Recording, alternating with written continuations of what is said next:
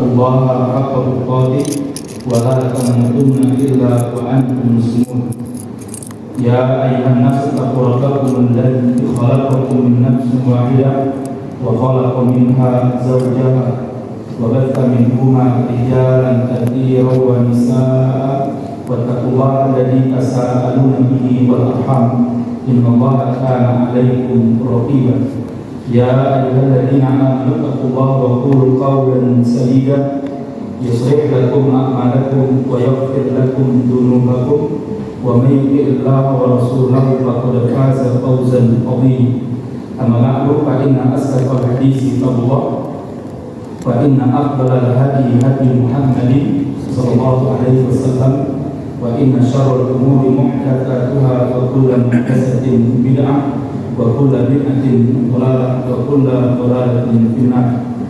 Wa nabiyina rasulullah. Alhamdulillah pada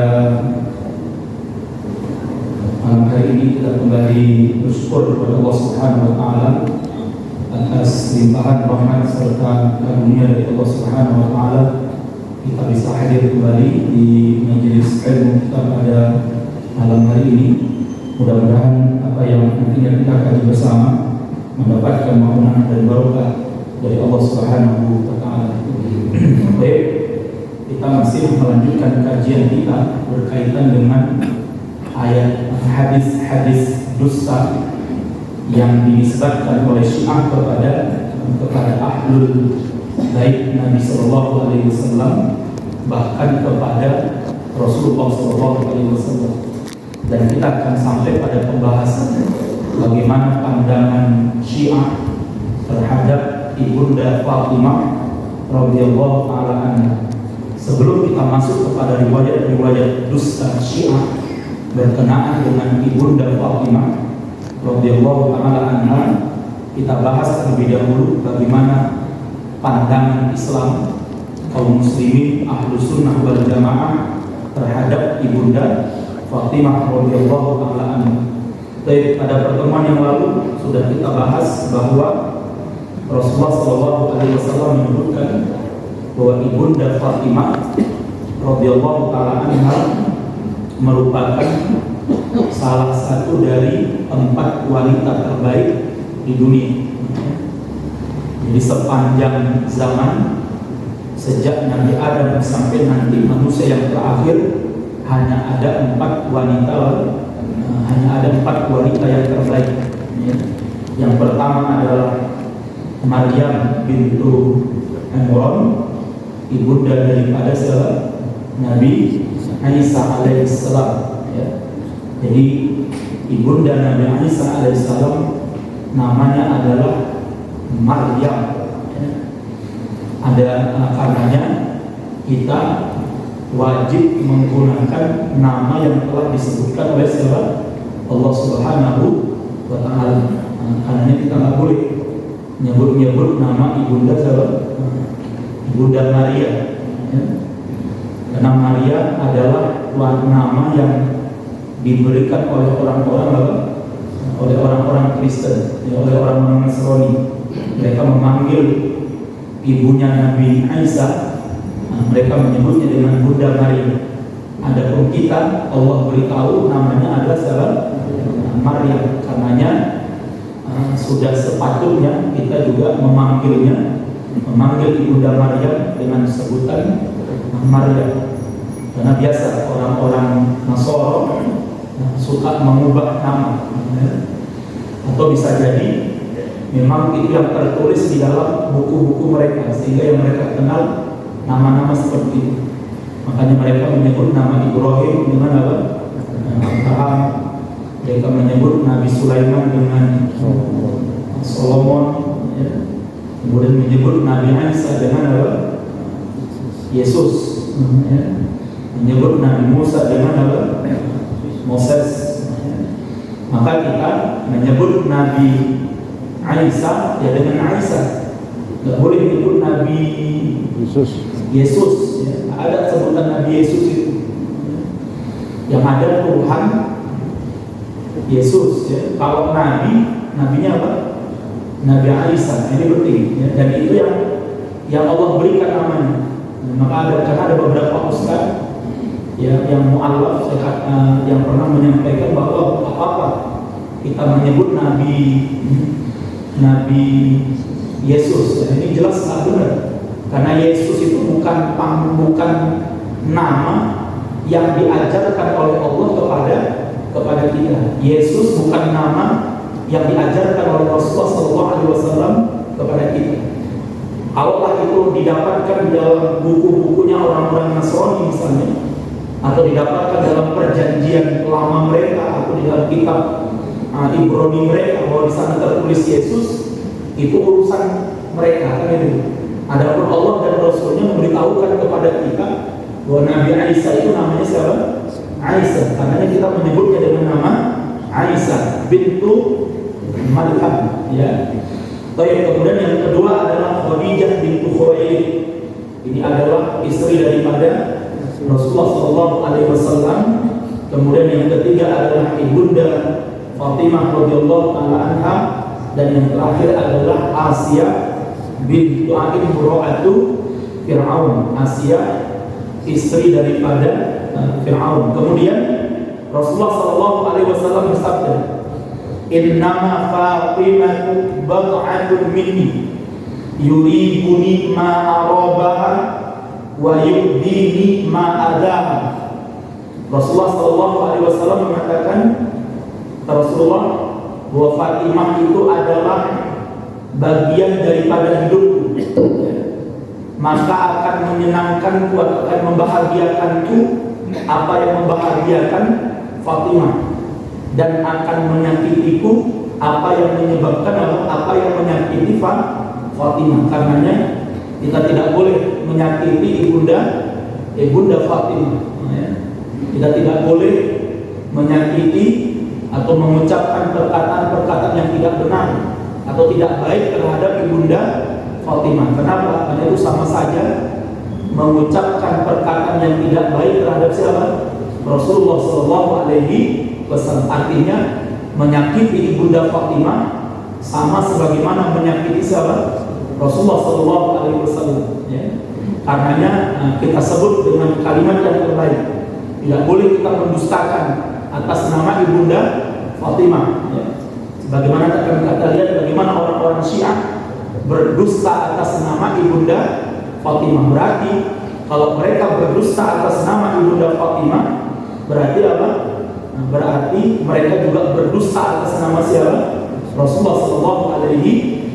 Fatimah bad'atun minni yaqbiduni ma yaqbiduha wa yabsutuni ma yabsutuha. Rasulullah mengatakan bahwa Fatimah adalah bagian daripada hidup, kata Rasulullah, maka akan menjadikan aku marah apa yang membuat Fatimah marah, dan akan membahagiakan atau akan membahagiakan atau akan menyenangkan aku apa yang membuat Fatimah menjadi apa? Menjadi senang, ya.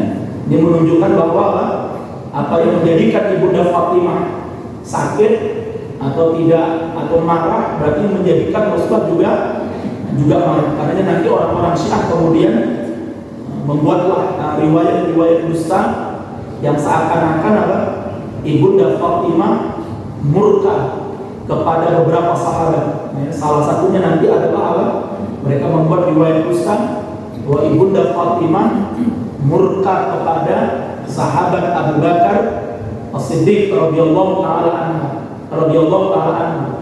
Kemudian ibunda Fatimah murka kepada sahabat Umar. Ibunda Fatimah murka kepada sahabat Utsman. Dalam kasus apa? Nanti ada kasus namanya kasus Tanah Padak. Makanya salah satu channel YouTube yang dipimpin atau yang dipimpin atau di manajemen oleh seorang tokoh Syiah yang berada di Inggris, ya, namanya Yasir Habib. Dia membuat channel YouTube namanya Fadak, apa itu? Pokoknya tanah.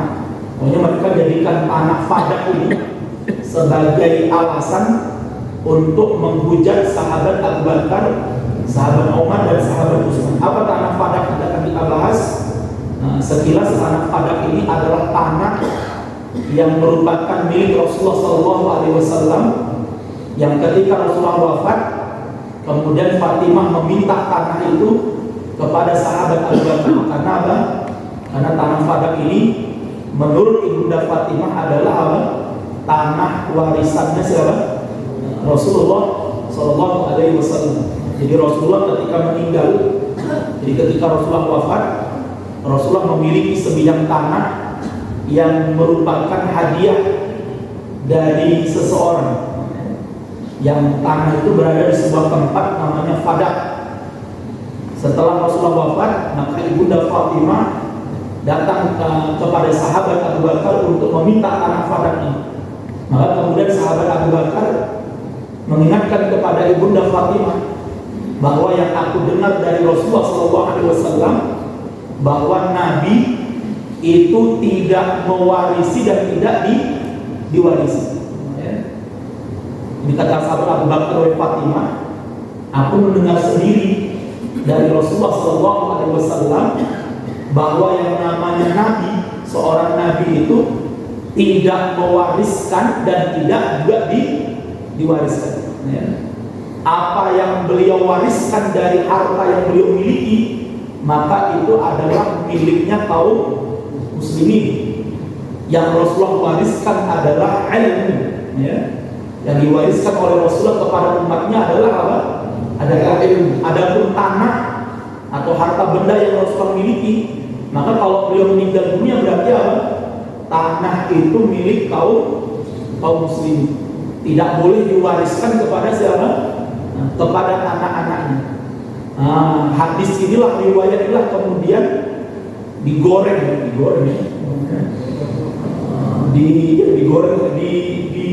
didustakan, dibuatlah berbagai macam narasi bahwa sejak saat itu Ibunda Fatimah murka kepada sahabat Abu Bakar. Sampai kapan? Sampai akhir hayat beliau.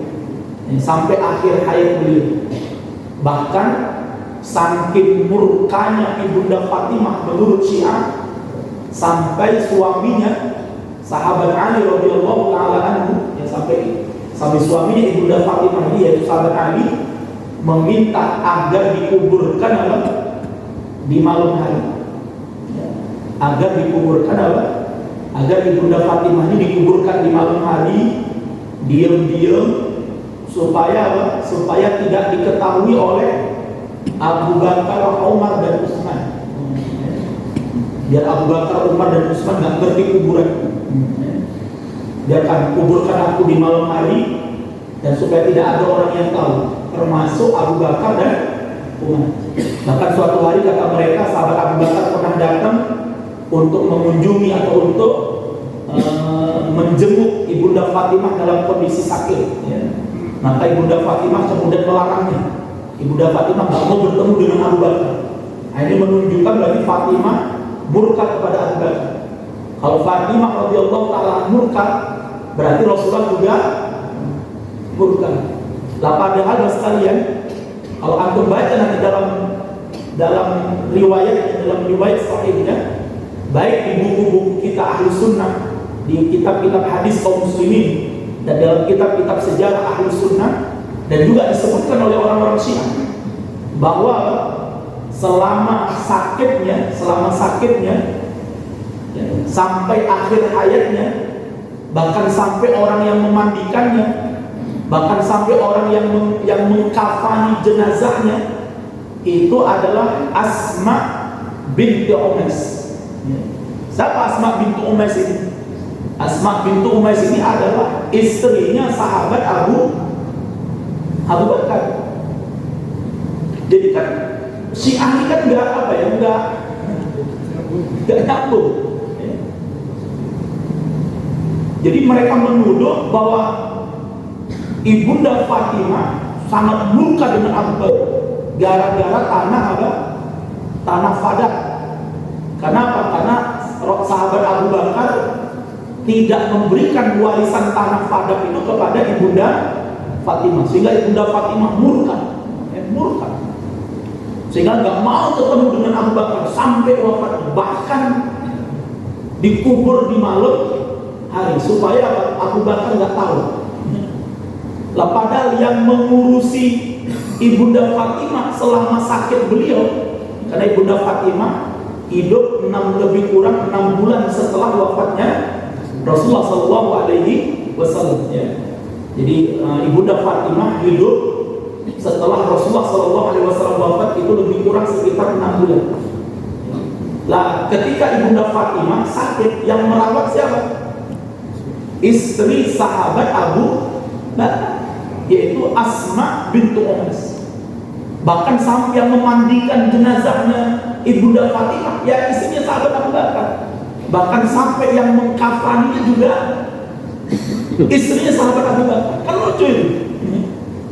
Jadi aneh, sahabat Abu Bakarnya dicaci maki sama Syiah, istrinya orang.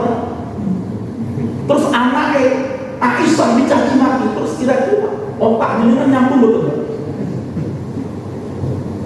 Jadi nggak connect gitu. Syiah ini memang error tenang gitu ya.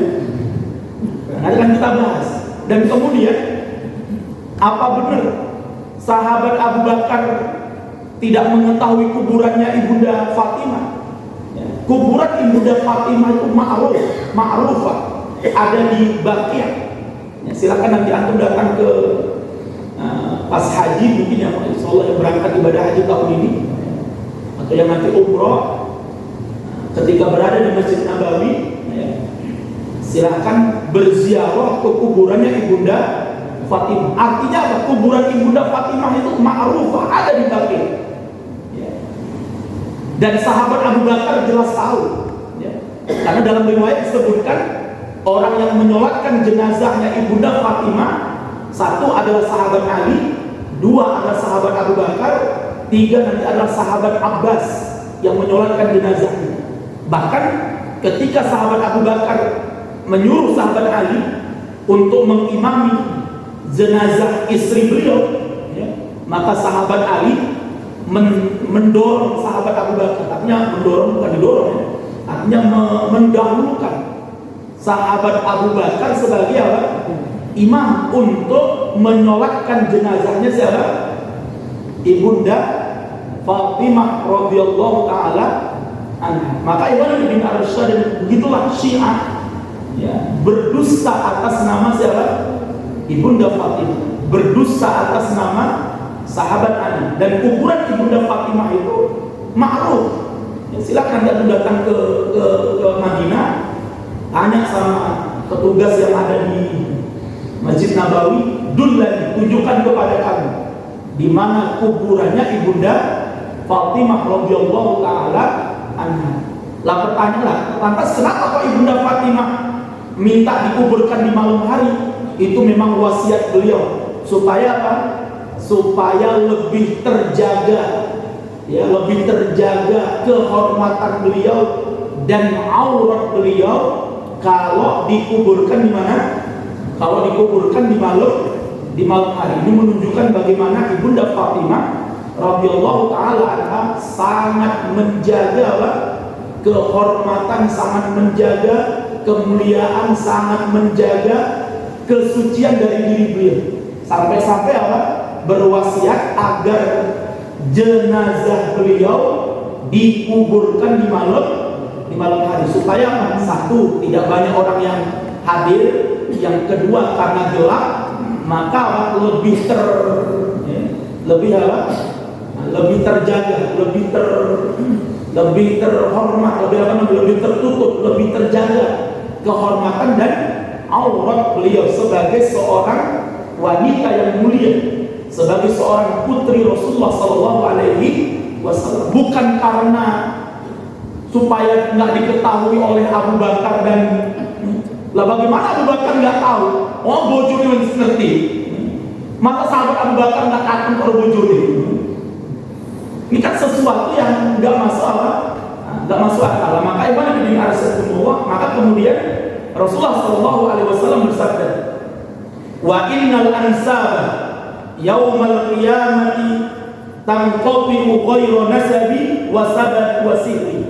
Dan pada hari kiamat nanti nasab, ya, nasab pertalian nasab itu akan terputus di yaumul kiamah kecuali nasabku dan karena sebabku dan juga karena kebesanan bersamaku. Jadi nasab Rasulullah, ya, pernasaban, ya, Rasulullah sampai hari kiamat tidak akan terputus. Adapun kita selain Rasulullah dan nasab keturunan Rasulullah akan terputus. Maka Rasulullah SAW menunjukkan ini kepada kita bahwa agar kita memuliakan orang-orang atau anak daripada keturunan siapa? Rasulullah SAW, dzurriyyat beliau.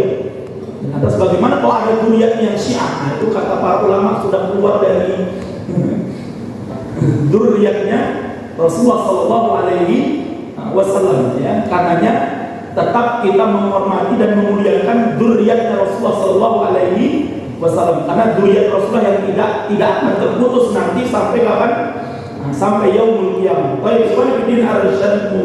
Kemudian kita lihat apa perkataan Abu Bakar As-Siddiq radhiyallahu taala anhu kepada ibunda Fatimah. Wallahi ma taraktu ad-dar wal mala wal ahla wal ashirata illa ibtigha'a mardatillahi wa rasulih wa mardatikum ahlal bait. Kata sahabat Abu Bakar radhiyallahu taala anhu, tidaklah aku tinggalkan rumahku, hartaku, keluargaku, dan asyirah dan keluarga besarku kecuali hanya untuk mengharapkan ridho Allah, ridhonya Rasul, dan ridhonya ahlul baitnya Rasulullah SAW. Ini menunjukkan bahwa sahabat Abu Bakar sangat memuliakan ahlul baitnya Rasulullah SAW, termasuk dalam tanah Fadak ini. Itu sahabat Abu Bakar berbuat baik. Kenapa? Karena kalau tanah Fadak itu diberikan kepada ibunda Fatimah, berarti apa? Berarti sahabat Abu Bakar tidak menjalankan apa? Perintah Rasulullah SAW. Bukti bahwa tanah Fadak itu nanti menjadi warisan bagi seluruh umat Islam dan tidak diwariskan kepada anak keturunannya Rasulullah SAW. Ya, buktinya apa? Kalaulah misalnya apa yang dilakukan oleh Abu Bakar radhiyallahu taala anhu, Umar radhiyallahu taala anhu, dan Utsman radhiyallahu taala anhu salah dan gak benar, yang menyebabkan ibunda Fatimah murka kepada tiga sahabat mulia ini, pastinya ketika sahabat Ali bin Abi Thalib radhiyallahu taala anhu menjadi khalifah, ya, kan sudah wafat ini. Sahabat Abu Bakar sudah apa? Wafat. Sahabat Umar sudah wafat. Sahabat Utsman sudah wafat. Kemudian yang jadi khalifah siapa? Sahabat Ali.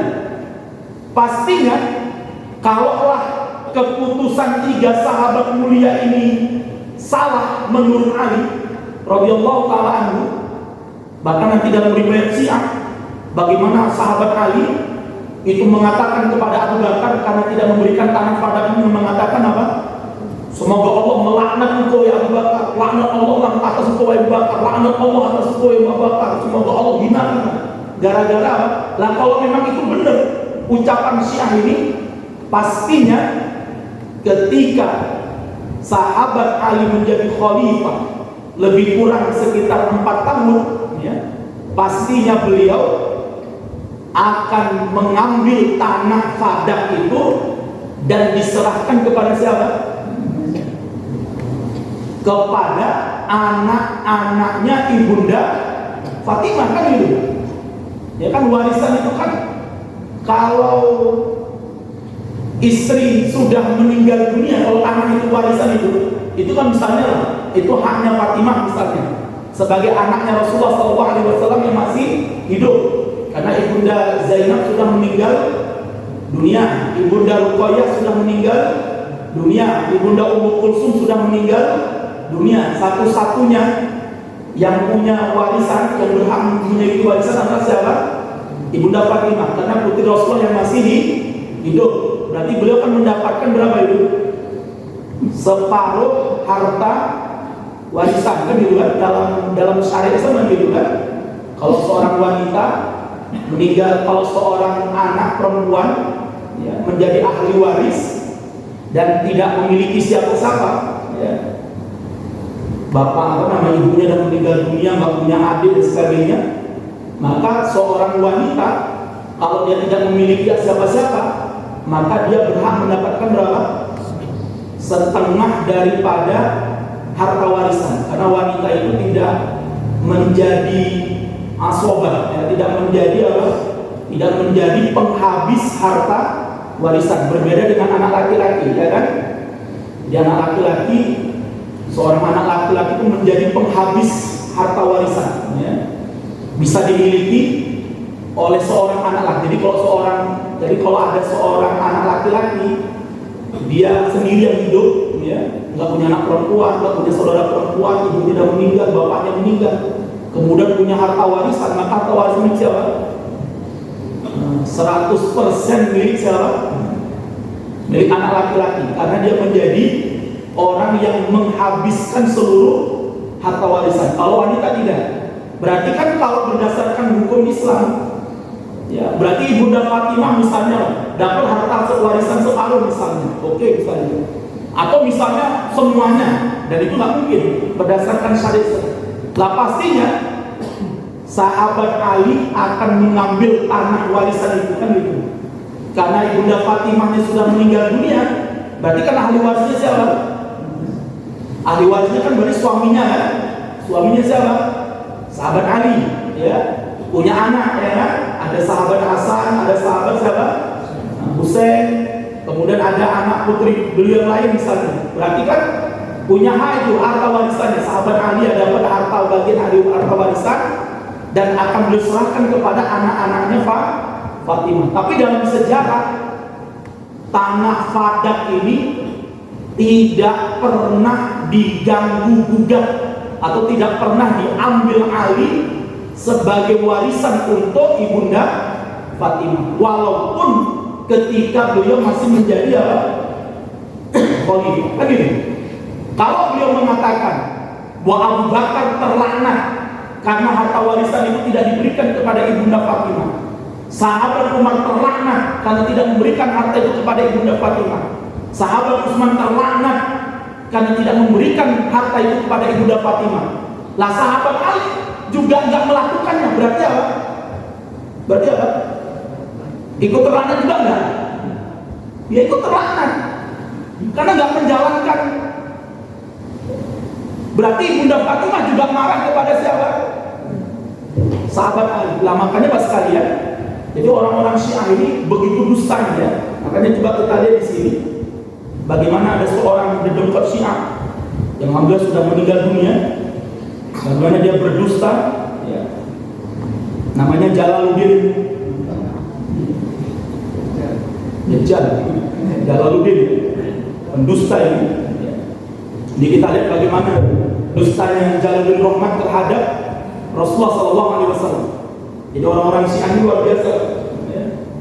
Jadi riwayat dusta di mana sahabat Ali berantem sama iblis, mereka percaya, ya kan? Bahkan mereka jadikan itu sebagai riwayat atau sebagai hadis untuk membuktikan bahwa Imam Ali adalah pemimpin bagi Syiah, pemimpin bagi umat Islam. Kenapa? Iblis saja cinta sama Imam Ali. Kemudian pertanyaan, kenapa iblis nggak masuk neraka? Padahal katanya orang yang mencintai iblis, ya orang yang mencintai Imam Ali itu pasti masuk surga, kan itu riwayat Syiah, ya. Jadi Syiah meyakini siapa yang mencintai Imam Ali pasti masuk surga, yang membenci Imam Ali pasti masuk neraka. Lah iblis kan mencintai Imam Ali, tapi kenapa kalau Allah mengatakan iblis dalam neraka? Di sini Syiah buat bohong lagi, karena iblis hanya mencintai Imam Ali di mulutnya saja, ya. Jadi iblis mencintai Imam Ali di mana? Di mulutnya saja, nggak sampai ke dalam relung jiwanya. Lah makanya kemudian Pak, Syiah itu menyamakan kita kaum muslimin itu sebagaimana apa? Iblis. Jadi mereka bilang orang-orang Islam itu yang ngaji di Penumpeng itu, walaupun malam ini mereka menyebutkan hadis tentang fadilahnya Ibunda Fatimah, tetap mereka nanti berada di mana? Di neraka, kata orang Syiah. Jadi yang Syiah yang nonton, yang ikuti streaming kita pada malam hari ini, mereka ngomong, mereka tuh sama sebagaimana Iblis membahas hadis tentang keutamaan Ibunda Fatimah, mengatakan Ibunda Fatimah itu wanita yang mulia, wanita yang sangat dicintai oleh Rasulullah. Kita nggak boleh berkata yang buruk terhadap Ibunda Fatimah. Apa kata Syiah? Mereka sama sekali Iblis. Mereka sama seperti Iblis. Kenapa? Moneng mulut tok. Jadi mereka menuduh lah, kita ini nanti tetap tempatnya di mana? Di neraka. Walaupun kita mencintai Ibunda Fatimah. Kenapa? Karena mereka menuduh kita orang Islam ini hanya mencintai Ibunda Fatimah hanya di mulut saja, tidak sampai ke dalam hati kita. Maka sama dengan sebagaimana Iblis, walaupun mengatakan wallahi ya Ali inni la uhibbu, wahai Ali aku mencintai kau, kata Iblis. Tetap kata Syiah, Iblis berada di mana? Sama sebagaimana, bayangkan Pak ya. Nauzubillah min dzalik. Ini kita lihat di jengkot Syiah yang begitu sombongnya dulu, dan sekarang dia sudah apa? Sudah Allah binasakan kesombongannya, dan sekarang dia sedang berhadapan dengan Allah Subhanahu wa Ta'ala atas kedustaannya, atas kebohongannya.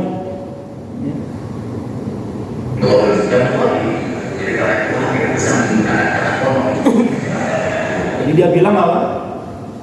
Sahabat Imam Bukhari itu selalu menceritakan hadis, cerita-cerita riwayat itu kadang dengan kata-kata apa? Konon. Ini bentuk pelecehan. Jadi ciri-ciri Syiah itu selalu apa? Melecehkan Imam Al-Bukhari. Dan kita lihat di sini bagaimana pelecehan yang dilakukan oleh si Jalaluddin Rahmat ini. Ini cuma di Sahih Bukhari, cuma riwayat konon, bayangkan. Jadi mereka menyebutkan apa? Jadi hadis-hadis dalam Sahih Bukhari mereka nggak pernah apa? Nggak pernah mereka percaya. Mereka lebih percaya dengan apa? Kitab dusta mereka yang bernama Al-Kafi. Nah itu lebih, makanya mereka mengatakan apa? Al-Kafi itu lebih mulia, lebih agung daripada Sahih Bukhari. Padahal riwayatnya penuh dengan apa? Kebohongan dan sama mereka juga menuduh Sahih Bukhari itu hadis-hadis bohong, hadis-hadis dusta. Kalaupun ada cerita itu konon. Nah, ini kita lihat. Jadi mereka ingin menunjukkan Pak, agar umat Islam jangan percaya dengan hadis ya Pak, Imam Bukhari. Makanya saya dulu pernah dapat kisah itu, ya. Jadi para orang-orang yang ngaji di Solo itu, yang katanya ngaji Fathul Bari, ya, yang katanya ngaji Sahih Bukhari, itu ternyata sempat terlontar dari mulut mereka bahwa Imam Bukhari ini, ya, orangnya ngapusi, ya. Masa sahabat Abu Hurairah lebih banyak yang diriwayatkan hadisnya daripada Imam Ali. Jadi sampai terlontar dari ucapan mereka, dan ada yang menceritakan kepada saya bahwa Imam Bukhari ini orangnya ngapusi, ya. Kenapa? Beriwayatkan hadis dari Abu Hurairah radhiyallahu taala anhu lebih banyak daripada Ali bin Abi Thalib. Ya, ini ciri-ciri mereka, ya. Jadi kalau ada orang yang melecehkan Imam Al-Bukhari, ada orang yang mendustakan Imam Al-Bukhari, meremehkan Imam Bukhari, ini ciri-ciri apa? Indikasi seorang apa? Penganut Syiah. Ya, ini salah satu indikasi mereka. Ini kita lihat. Nah, ya. Jadi suatu hari ketika Rasulullah SAW mengunjungi Masjid Quba, dan ini hadisnya tercantum di dalam Sahih Bukhari, ya.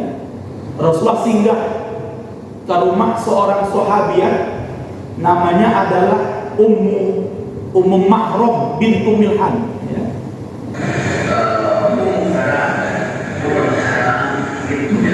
Ummu Haram bintu Milhan.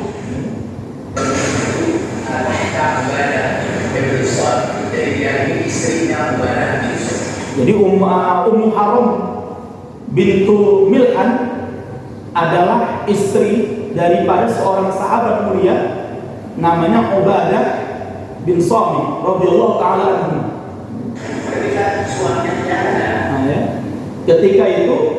Ketika Rasulullah datang ke rumahnya Ummu Milhan, suaminya lagi nggak ada. Suaminya pas nggak ada di rumahnya Ummu Mahram. Ummu Haram ya, bukan Ummu Mahram ya. Jadi ketika Rasulullah datang ke rumahnya Ummu Haram, suaminya yaitu sahabat Ubadah itu tidak berada di rumah.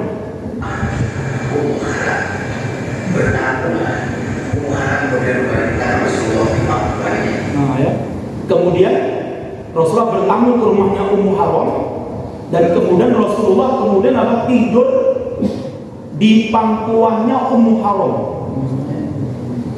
Rasulullah tidur di pangkuannya Ummu Haram bintu Milhan. Sudah kita pahami nggak betul hadis ini? Dan Ummu Haram tufli rasa, wajah tufli rasa. Kemudian intinya dia sampai Rasulullah tertidur. Jadi dalam hadis sebutkan bahwa Ummu Haram, Rasulullah tidur di pangkuannya ibunda Ummu Haram. Kemudian Ummu Haram mencari kutunya Rasulullah Sallallahu Alaihi Wasallam sampai Rasulullah tertidur. Udah kita lihat. Kemudian dia mengatakan, maka para ulama Islam itu bingung ketika mendapatkan hadis ini. Masa Rasulullah datangi seorang perempuan yang bukan mahramnya, kemudian tidur di pangkuannya, kemudian dicariin kutunya lagi. Coba kita lihat bagaimana si dusta Jalaluddin Rahmat ini. Kemudian Ibnu Hajar Al-Asqalani dalam Fathul Bari yang ketika menjelaskan hadis ini, dia mengungkapkan kalau ulama membahas hadis apa pelajaran yang bisa kita peroleh. Jadi Jalaluddin Rahmat melecehkan Imam Bukhari, melecehkan Fathul Bari, melecehkan Ibnu Hajar. Makanya kalau ada orang yang ngaji di Gumuk yang katanya setiap hari ngaji apa? Ngaji Fathul Bari, katanya ngaji Sahih Bukhari, Sahih Muslim. Nah kemudian kira-kira apakah mereka marah terhadap si Jalal ini? Apakah pernah mereka kemudian menjelaskan kesesatan si Jalal ini? Padahal orang-orang Gumuk ini katanya selalu ngajinya apa? Sahih Bukhari, ngajinya Fathul Bari. Lah ketika Sahih Bukhari dan Fathul Bari dilecehkan oleh Jalaluddin Rahmat, sekarang kita tanya sama orang-orang Gumuk yang ngaji di sana, apa pendapat ente tentang Jalaluddin Rahmat? Coba yang ngaji di Gumuk, apa pendapat ente tentang Jalaluddin Rahmat yang melecehkan Sahih Bukhari dan melecehkan Fathul Bari? Padahal ente katanya setiap pagi jam 5 sampai jam 6 ngaji Fathul Bari, ngaji Sahih Bukhari. Tapi ketika Sahih Bukhari dilecehkan, Fathul Bari dilecehkan, apa pembelaan mereka? Tidak ada. Nah, maka kita lihat bagaimana pelecehan yang dilakukan oleh si Jalaluddin Rahmat. Dia berdusta atas nama Imam Ibnu Hajar Al-Asqalani. Ibnu Hajar menyebutkan di situ pada satu sunnah tadi jalan tidak boleh berkunjung. Kemudian dalam riwayat itu, dalam penjelasannya, bahwa Imam Ibnu Hajar mengatakan bahwa merupakan sunnah Nabi adalah boleh berkunjung ke rumah istri orang saat suaminya tidak ada. Ini kan jelas dustanya si Jalaluddin Rahmat ini, ya, atas nama Imam Ibnu Hajar Al-Asqalani. Padahal pas kali ini penting untuk kita perhatikan. Ini nanti akan kita bahas. Ya. Imam Ibnu Hajar Al-Asqalani menjelaskan kenapa Rasulullah Shallallahu Alaihi Wasallam datang ke rumahnya Ummu Haram bintu Milhan, walaupun waktu itu suaminya Ummu Haram, Ubadah bin Samit, itu tidak ada di sisinya Ummu Haram. Ya. Dan para ulama berbeda pendapat. Ketika Rasulullah bertamu ke rumahnya Ummu Haram, apakah Ummu Haram sudah menikah dengan Ubadah ataukah belum? Dan pendapat yang rajih bahwa ketika itu Ummu Haram sudah menjadi istri yang sah dari Ubadah bin Samit radhiyallahu taala anhu.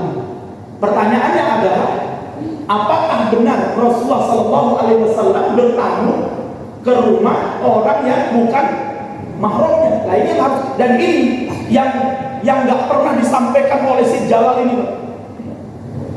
Semoga Allah berhayat dulu. Padahal Imam Ibnu Hajar Al-Asqalani rahimahullah taala menjelaskan, ya, karena kalau itu nggak mahram, nggak mungkin Rasulullah datang ke rumahnya siapa? Ummu Haram. Maka para ulama menjelaskan bahwa Ummu Haram bintu Milhan dan saudarinya yang bernama Ummu Sulaim yang merupakan ibunda daripada sahabat Anas bin Malik radhiyallahu taala anhuma adalah mahramnya Rasulullah sallallahu alaihi wasallam. Dan para ulama berbeda pendapat di mana kemahraman Rasulullah dengan Ummu Haram bintu Milhan dan Ummu Sulaim bintu Milhan. Ya, yang pertama mengatakan bahwa dari jalur ibu beliau, ya, dari apa? Dari jalur ibunya, yaitu ibunda Aminah yang pernah, ya, yang menjadi saudara susuan, ya. Jadi ibunda Haram atau Ummu Haram bintu Milhan adalah merupakan apa? Saudari, ya, saudari sesusuannya ibunda Aminah radhiyallahu taala. Sehingga kalau ibunda Aminah itu menyusu bersama dengan Ummu Haram bintu Milhan, gitu ya, dengan seorang apa? Nah, dengan seorang ibu, ya, karena sudah menjadi tradisi orang Arab pada masa dulu, kalau mereka tidak memiliki seorang ibu, apabila dia tidak mampu untuk menyusui anaknya, mereka akan mencarikan apa? Ibu susuan. Lah, Ummu Haram dengan ibunda Aminah itu saudari sesusuan. Berarti kalau saudari sesusuan, berarti ibunda atau Ummu Haram bintu Milhan ini siapanya Rasulullah? Siapa ibunya, siapanya Rasulullah? Bibinya Rasulullah sallallahu alaihi wasallam. Kalau Ummu Haram bintu Milhan adalah bibinya Rasulullah yang merupakan saudara sesusu daripada ibu beliau, berarti Ummu Haram bibinya Rasulullah. Berarti mahram atau tidak mahram? Mahram. Dan ketika Rasulullah kemudian tidur di pangkuannya atau di pahanya di pahanya Ummu Haram, sesuatu yang sah-sah saja. Karena apa? Karena Ummu Haram adalah bibi daripada siapa? Rasulullah Shallallahu Alaihi Wasallam. Ini pendapat yang pertama. Ada pendapat yang kedua adalah bahwa Ummu Haram adalah mahram Rasulullah dari neneknya, yaitu apa? Dari istrinya Abdul Muthalib yang sama-sama dari Bani Najjar, dan ibunda Ummu Haram berasal darinya, sehingga kemudian mahramnya berasal dari neneknya, yaitu istri daripada Abdul Muthalib. Namun pendapat yang rajih, ada 4 pendapat di sini. Ya, pendapat yang ketiga bahwa Rasulullah Shallallahu Alaihi Wasallam pernah menyusu dengan ibunda Ummu Haram, sehingga ibunda berarti Ummu Haram siapanya Rasulullah, ibu susuannya Rasulullah Shallallahu Alaihi Wasallam. Dan pendapat yang keempat, kata para ulama, adalah apa? Ini adalah kekhususan untuk siapa? Rasulullah Sallallahu Alaihi Wasallam. Sehingga ikhwan fillah Rasulullah, maka jelas ya, seharusnya si Jalal ini Pak, dia jelaskan dulu itu perkataannya salah Imam Ibnu Hajar, tapi dia berdusta atas nama Imam Ibnu Hajar. Apalagi dia mengatakan bahwa Rasulullah menyunahkan untuk berkunjung ke istri orang ketika suaminya enggak. Ini sangat dusta si Jalal ini. Yang benar nanti akan kita bahas insyaallah pada pertemuan yang akan datang. Akan saya tunjukkan nanti riwayat ini. Kita akan lihat nanti bagaimana pernyataan Imam Ibnu Hajar dan ucapan si Jalal ini jelas adalah dusta. Di situ Imam Ibnu Hajar mengatakan apa? Bolehnya seorang istri menerima tamu ketika suaminya tidak ada. Tentunya ada adabnya. Bagaimana terima tamunya? Boleh. Oh siapa? Oh fulan mau bertamu, ya silakan. Anda duduk di mana? Di luar. Tidak boleh masuk ke dalam apa? Rumah. Baru boleh nunggu sampai kapan? Suaminya datang. Boleh menerima tamu. Lah kalimat boleh terima tamu ini dipahami oleh si Jalal, disunnahkan bertamu ketika suaminya nggak ada. Jadi dustanya si Jalaluddin ini, ya. Padahal yang dikatakan oleh Imam Ibnu Hajar, sebagian ulama mengambil pelajaran dari hadis ini bolehnya seorang wanita ajnabi ya menerima tamu seorang laki-laki yang bukan mahramnya. Artinya kalau ada tamu tok assalamualaikum, dia tahu ada tamu, dia nggak boleh diam aja gitu ya. Biar kapok, biar pulang. Boleh. Oh, waalaikumsalam, siapa ya? Oh, fulan. Mau ketemu siapa? Mau ketemu sama suami Anda. Ya. Nah, sebelum saya lanjutkan, terus kalian sebelum kita tutup, ya. Nah, ini Selasa malam pertama. Mohon maaf, ya. Sebagaimana sudah menjadi kesepakatan kita ya di Selasa malam pertama, kami dari Aliansi Nasional Anti Syiah akan mengirimkan kota infak ya, untuk operasional kami di Aliansi Nasional Anti Syiah ya, dan insya Allah mudah-mudahan menjadi barokah bagi panjenengan semuanya insya Allah ya. Jadi yang kita lihat sekalian ya. Jadi yang pertama ya, jadi bukan mengizinkan orang untuk kemudian bertamu pas bojone orang. Oh ini Jalal ini bapak dusta dan akhirnya orang tertawa semuanya, seneng. Wakaya begitu. Artinya boleh seorang wanita itu menerima tamu laki-laki, menerima loh ya, bukan kemudian memasukkannya kemana? Ke rumah, beda gitu ya. Menerima dengan memasukkan itu berbeda. Menerima, oh bapak ya dari mana pak? Saya jauh-jauh dari mau ketemu suami Anda. Bapak ada nggak? Mungkin, mohon maaf, bapak lagi keluar. Monggo, kalau Anda mau nunggu, silahkan nunggu di tempat ini. Ya, silahkan duduk sini nunggu sampai suami saya pulang. Bahkan kemudian Imam Ibnu Hajar menyebutkan bukan hanya sekedar menyuruh orang itu kemudian menerima tamunya, bahkan boleh wanita ini kemudian keluar kemudian atau memberikan makanan atau minuman untuk dia bisa nyaman agar dia nunggu di situ. Karena kalau disuruh nunggu orang itu jam kira mulai sore.